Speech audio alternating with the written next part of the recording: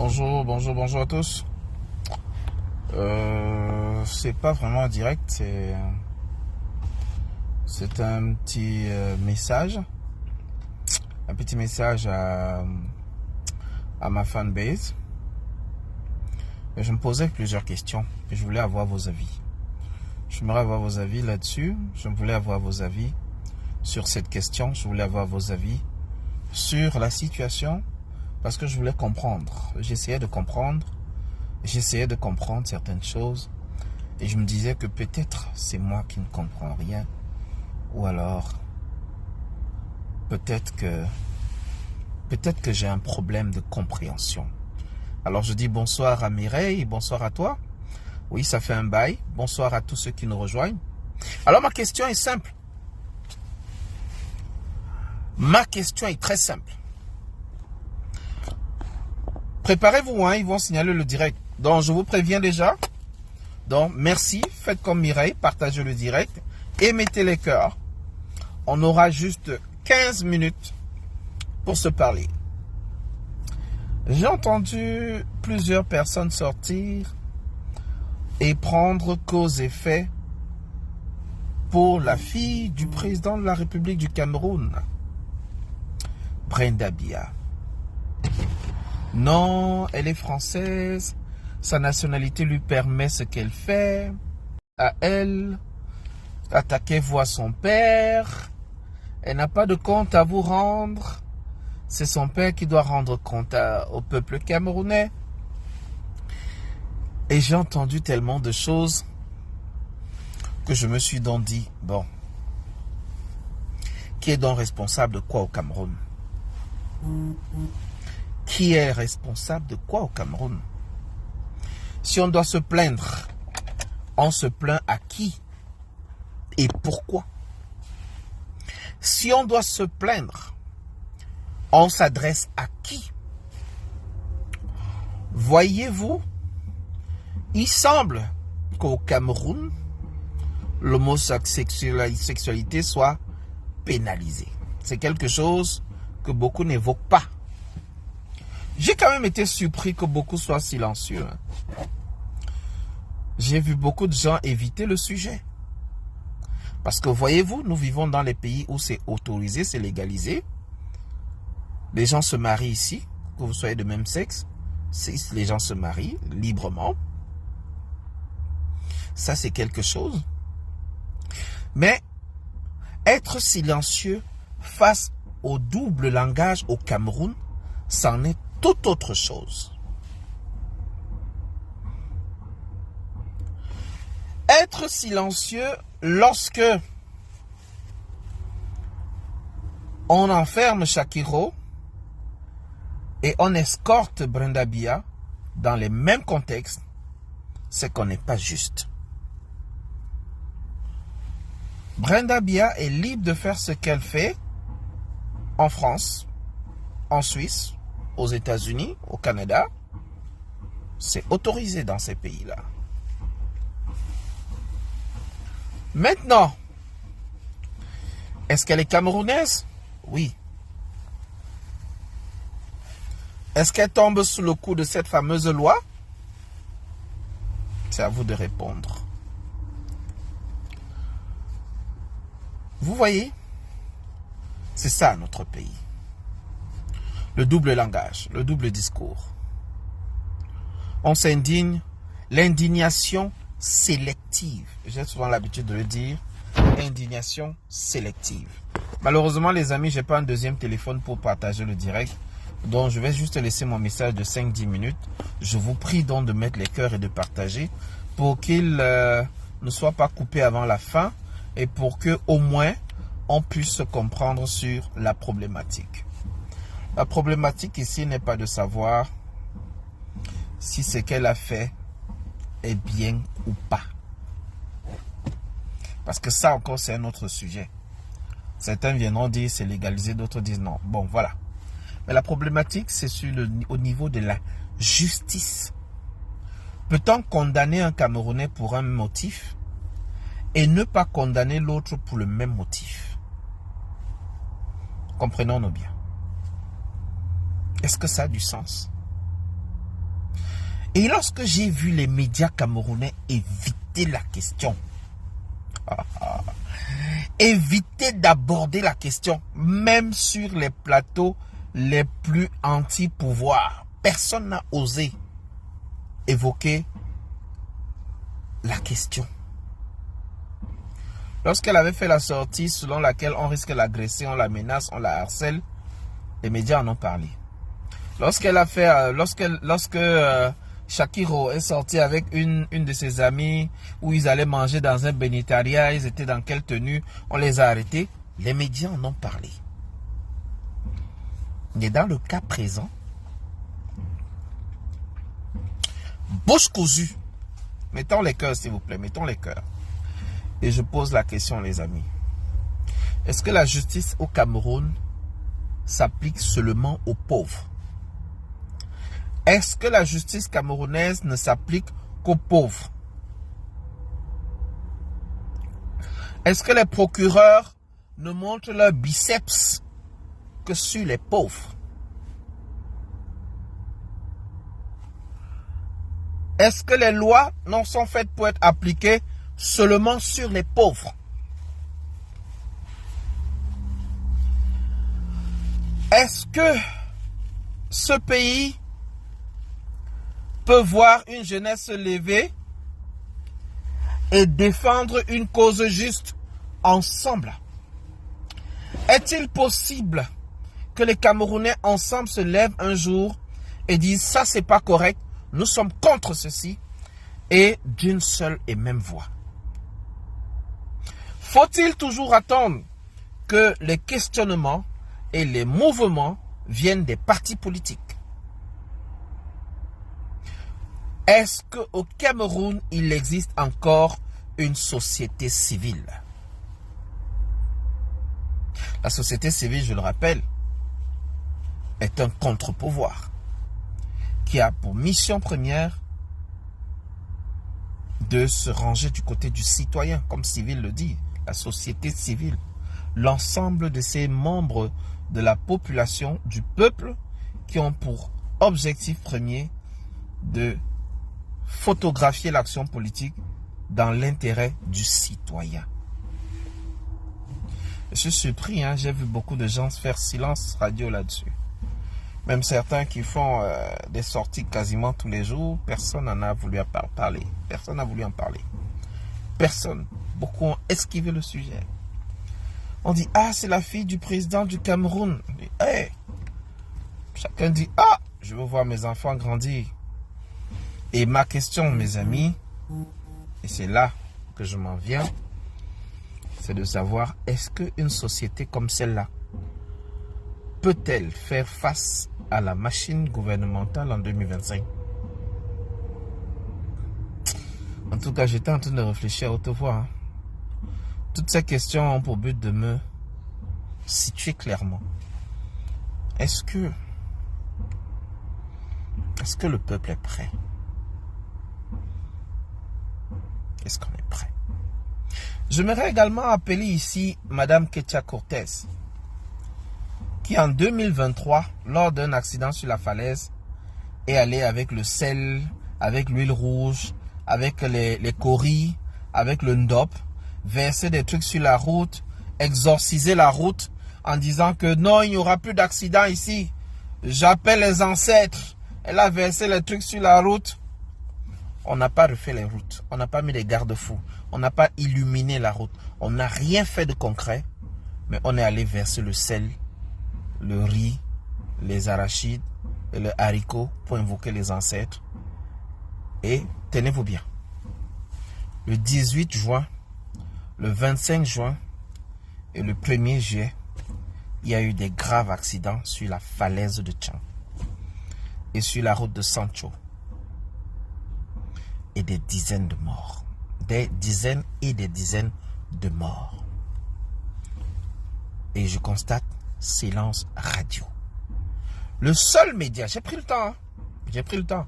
Au Canada, ici, on était dans le long week-end. Vendredi, j'ai pris mon congé. Samedi, dimanche, lundi était férié. Donc, on a pris le temps pour scruter cette information, pour scruter cette actualité. Le seul média qui a parlé de ces accidents, c'est Equinox et c'était hier. Ils ont bien fait d'inviter un spécialiste qui en a un tout petit peu parlé. Un tout petit peu parlé des causes de ces accidents. Le peuple camerounais est dans l'agonie. Il est abandonné. Qui va donc défendre sa cause si les médias ne peuvent plus parler? Bonsoir Parilène, bonsoir Plural Sport, bonsoir Dangela, bonsoir à tous. Le peuple camerounais, c'est le constat que je fais. Le peuple est abandonné. Qui parle donc au nom du peuple aujourd'hui? Qui est la société civile? Où sont les procureurs, garants de la justice? Où sont les ONG? Où sont-elles? Si je mets le ventilateur, la clim, ça va faire un petit bruit. Et si j'ouvre les fenêtres, il fait un peu plus chaud. Et il commence à faire très chaud, donc je m'excuse, mais je sens vraiment chaud. Comme on a promis, ça ne sera pas long. Voilà, on est déjà à 2 minutes de la fin, donc voilà. Je vous invite simplement à partager et à mettre les cœurs. Bonsoir Jean Flaubert. Bonsoir à toi. Je ne suis pas de retour, hein. Je venais juste partager avec vous mes inquiétudes. Parce que je vais repartir encore pour 2-3 mois. Donc, je viens et je me pose des questions. Je me pose des questions parce que je constate que les personnes qui n'ont pas de parents bobos, riches, sont condamnées pour un motif: homosexualité au Cameroun. Par contre, ceux qui sont riches ne sont pas condamnés. Et je pose la question: qui doit parler pour les pauvres? Qui va défendre l'intérêt des pauvres? J'ai même vu les candidats à la présidence. Hein? Combien en ont parlé? Qui a voulu aborder la question? C'est le silence radio. Et ça me questionne. Ça m'interpelle. Ça m'écoeure. Et ça me dérange. Et je continue de me questionner. Autant je me plains de ceux qui sont au pouvoir, autant permettez-moi de me plaindre de ceux qui veulent prendre le pouvoir. On ne doit pas se limiter au communiqué sur Facebook. On ne doit pas se limiter à quelques sorties comme ça. Que les opposants prennent leur rôle très au sérieux. Leur communication aussi très au sérieux. Sérieusement. C'est pas possible. C'est pas possible du tout. Bonsoir bébé Dim, c'est mon retour depuis plus d'1 mois. Nous sommes en juillet. Et c'est peut-être ma seule apparition en juillet. Parce que j'ai compris que les affaires des Camerounais, si tu mets le cœur, c'est l'AVC qui va te prendre. J'ai besoin de prendre soin de ma santé mentale aussi. Et de ma santé vasculaire. Parce que il y a eu 3 accidents en moins de 2 semaines sur la falaise de Tchang. Il y a eu plus de 4 accidents sur la route de Sancho. Il y a eu des accidents sur la route Obala-Yaoundé. Et je vous parle là, quand on cumule, ça fait plus de 150 morts. On parle de 16 000 morts sur les routes du Cameroun en 2023. Et il n'y a aucune solution. Et les gens viennent sur les plateaux télé vous débattre pour vous justifier que non, ce sont les excès de vitesse qui en sont les causes. Non, c'est parce que les gens roulent trop vite. Non, pourtant les routes sont à une seule voie. Une seule voie. 42 ans de pouvoir. Après on vient vous dire non.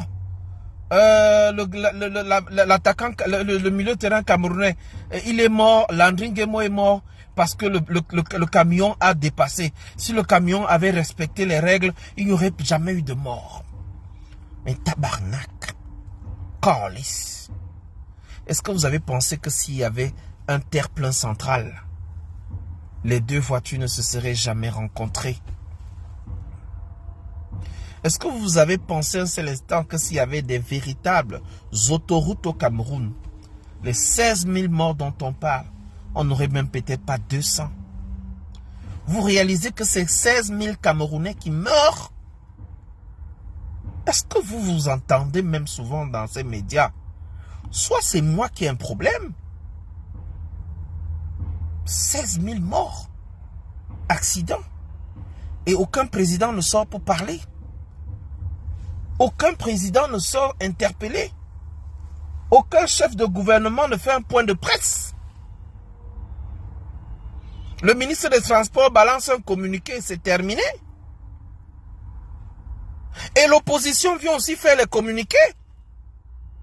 Excusez-moi, mais ça me dérange. Excusez-moi, mais vraiment, je vais couper le direct là. Mes amis, je sens qu'on n'est pas prêt. C'est tout ce que je peux constater. Il n'y a personne qui défend l'intérêt du peuple.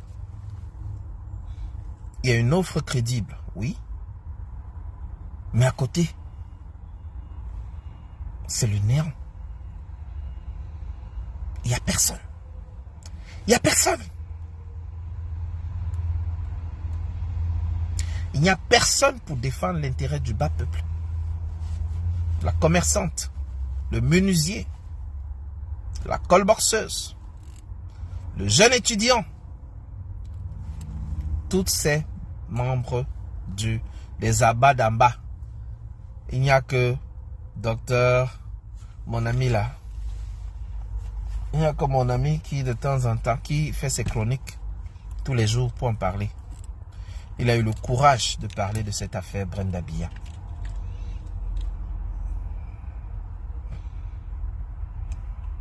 Je me pose les questions. Est-ce que nous avons une société civile? Est-ce que nous avons des gens au Cameroun qui sont capables de se lever et de dire ça suffit? Qui sont capables de parler pour le bas peuple? On a 16 000 morts sur les routes chaque année. Et il y a des accidents comme ceux-là. Le chef de l'État ne fait pas un point de presse. L'Assemblée nationale est en conclave. Mais il n'y a aucun comité qui s'assoit pour dire « Parlons de transport au Cameroun ». Aucun! Et les Camerounais continuent de mourir. Et je vous le dis, c'est le bas peuple. C'est ceux qui prennent les costeurs qui meurent. Parce que lorsqu'un ministre se déplace sur la route de Douala, il a un cortège policier, il a un cortège qui l'accompagne. Il a les sirènes de police devant qui dégagent la route. Et donc, tout le monde arrive à bon port. Parfois, avant de voir même sa voiture, il y a même 6 voitures qui passent. Tu ne sais même pas dans quelle voiture le ministre se trouve. Donc, tu n'entendras jamais que le ministre des Transports, M. Bibéhé, est mort sur la route. Depuis 42 ans, vous avez entendu ça? Non. Mais vous entendez, tel commerçant est mort. Tel planteur est mort. Même les footballeurs ont failli mourir. Même Eto'o a failli mourir sur cette route-là. Même André Onana a failli mourir sur cette route. Oui, le Cameroun. Je me pose des sérieuses questions. Lorsqu'on observe avec un regard très lointain, la fille du président, il faut la nommer. La fille du président est venue présenter sa gars à sa mère. Prendre photo, publier. Faire la vidéo, publier. Aucun média ne peut parler. Aucun. Même évoquer seulement comme ça là que... Est-ce que vous avez vu ce qui se passe sur les réseaux sociaux? Même par hasard comme ça. Aucun.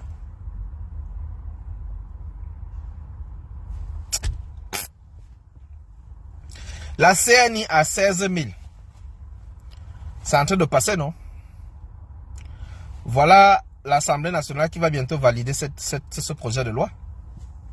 On vous a dit de vous organiser par groupe de citoyens et aller devant l'Assemblée nationale avec des pancartes. Un Klouama, un Karine Gameni. Les Boris Berthaud et autres là, la chose qu'ils savent faire, c'est publier sur Samuel Eto'o. La force de nos activistes maintenant, c'est sur Eto'o. Moi les combis. Laissons ce sujet, je vous ai dit depuis, fermons ce sujet. C'est un sujet de distraction. Que Eto'o soit coupable ou non coupable, ce n'est pas ça qui va vous donner de l'eau à boire. Ce n'est pas ça qui va vous donner de l'électricité. Ce n'est pas ça qui va vous donner vos CNI.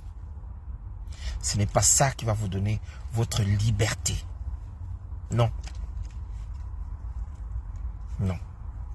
Peuple camerounais, je ne sais pas si je vais dire que je suis déçu. Moi qui? Je peux simplement dire Bia Carbonala. Jum Takbo. Bia Carbonala. Jum Takbo. Comme mon frère Aristide Monod dit souvent. Quand il me disait la phrase là, je ne comprenais pas. Finalement, les Amba d'Amba, nous sommes là. On est orphelin. On est abandonné. Hein?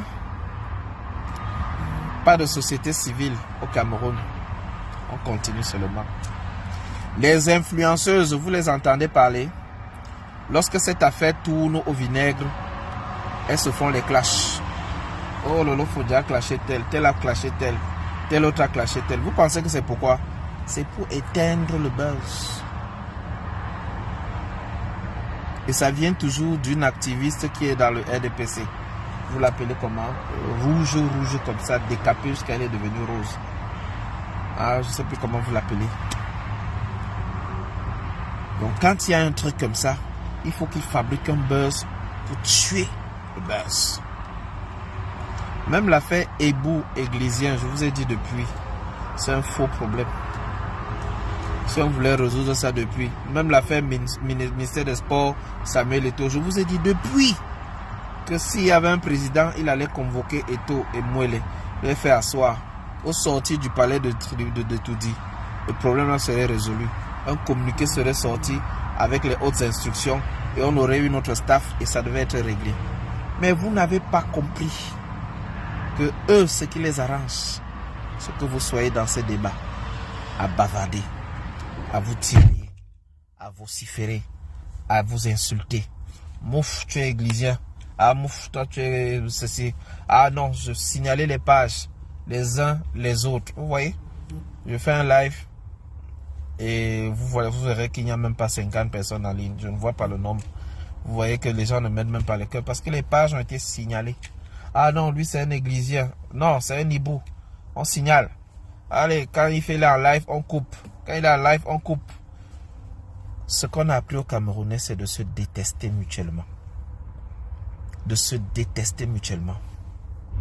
De se haïr mutuellement. De se faire la guerre mutuellement. Et de faire tout pour ne jamais être ensemble. Et je vous l'ai dit ici, fatigué. Le tribalisme est un instrument de division. Et c'est un mode de gouvernance du RDPC. Je vous ai dit que Hibou Églisien, c'est la même chose. Même chose. Hibou Églisien est allé même plus loin. C'est allé même diviser dans Hibou Églisien. Là. C'est encore allé diviser dans le tribalisme, la Bamileke, Betty, Bachin. Diviser. Et vous n'avez rien compris. Aujourd'hui, voilà les Camerounais qui meurent sur la route. Meurent. Vous voyez une piste comme ça, dès que tu prends le virage, bim, face à face. Le camion prend le virage, bim. Posez-vous d'abord les questions. Comment les gens font pour avoir le permis au Cameroun? Qui distribue le permis au ministère des Transports? Quelles sont les vérifications qui sont faites? Vous savez que les gens avec 40-50 000 au Cameroun ont leur permis sans jamais avoir su démarrer une voiture. Et quand quelqu'un revient au Cameroun avec un permis français et qui connaît ses règles de conduite, machin, un camionneur qui a appris à conduire en étant d'abord convoyeur. En montant dans le camion, quand le chauffeur est fatigué, il dit viens prendre le volant, appuie sur l'accélérateur, tu gardes le volant. Il sait qu'on on fait l'embrayage comment, il sait qu'on rétrograde comment. Quand il arrive en face à face, il arrive à lui, bim, les gens meurent. Au Cameroun, tout le monde a le permis. C'est plus facile d'avoir le permis que d'avoir la carte nationale d'identité. Posez-vous les questions. Qui régule le secteur de ce permis-là? Qui contrôle? Qui contrôle? Est-ce qu'ils sont informatisés? Vous posez les questions, hein?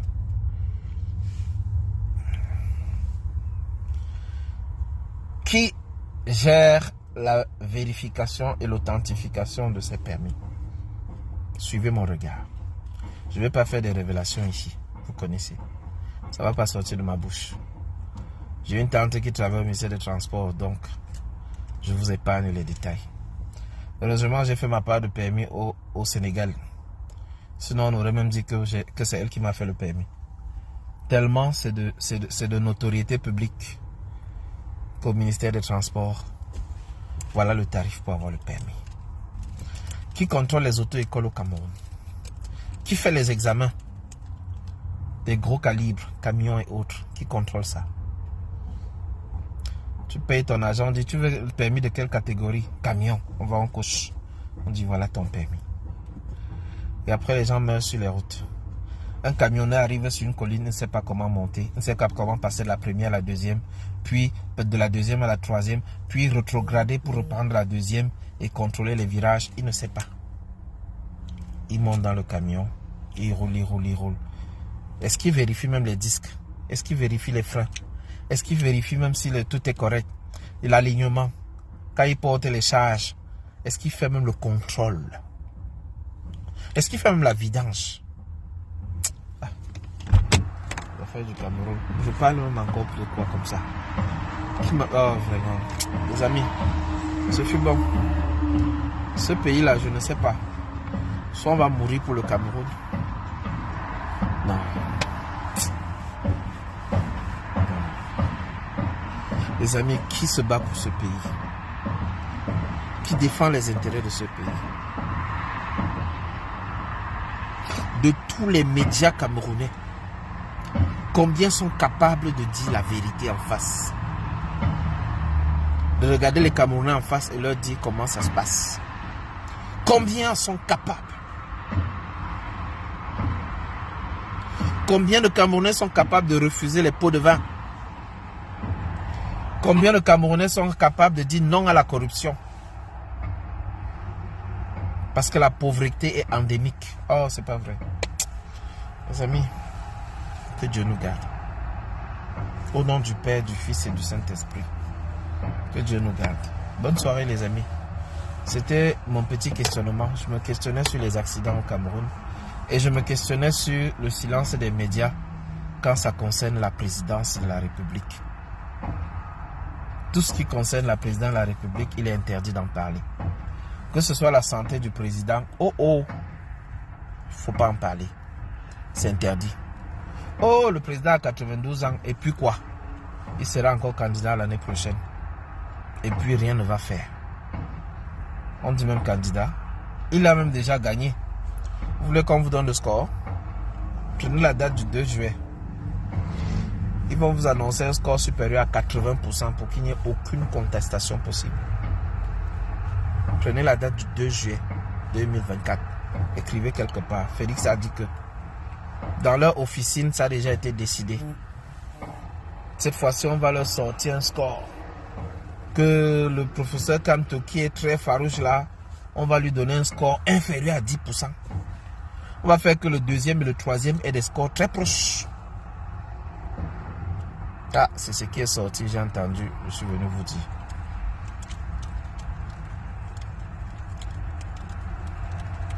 Donc, chers compatriotes, si tu ne te bats pas pour ton sort,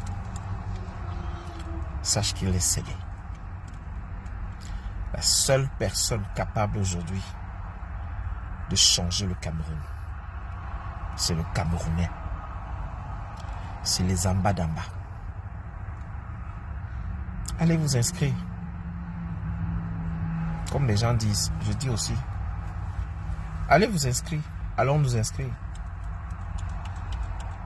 Mais c'est vous les en bas d'en bas. Ici, on nous empêche de nous inscrire. Vous avez vu ce qu'on a fait comme scandale à l'ambassade du Canada. Les amis ont publié la vidéo. On est allé pour s'inscrire. Ils ont refusé. Ils nous empêchent. On va avec tous nos documents. Ils nous empêchent. Ils nous disent retournez à Québec prendre rendez-vous. C'était un scandale. Mais ça va changer quoi? Sachez que c'est une voix contre une voix. Même Paul Biya a une seule voix. Samuel Eto'o a une seule voix. Clou Amand, Tracy Royal, Fédon, Lalisa, nous avons tous une voix. Mais c'est le bas peuple qui va faire la force de ce changement. Donc si vous jouez l'indifférent, comme je suis en train de le constater, rien ne se fera. Je vous le dis déjà. Si vous jouez les indifférents comme vous êtes en train de le faire là, rien ne se fera. Mais si vous prenez chaque problème à cœur, comme un problème de tous les Camerounais, il y aura changement. Je recommence et je m'arrête là. Si vous faites cette indifférence, oh, tel problème, ça ne concerne que cela. L'affaire Brenda Biya, ça ne concerne que cela. L'affaire de carte nationale d'identité, ça ne concerne que ceux qui en ont besoin. L'affaire des routes, ça ne concerne que ceux qui ont les mauvaises routes. Si vous faites cette indifférence-là, en 2025, il n'y aura rien de nouveau sous le soleil. Mais si vous prenez chaque problème de Camerounais à cœur et vous le défendez comme un problème personnel, comme un problème du peuple, comme un problème de tous les Camerounais, comme un problème qui mérite d'avoir une solution, nous aurons une solution. Passez une excellente après-midi les amis. Et on se dit en août, rendez-vous en août, c'était mon live de juillet. Bye bye.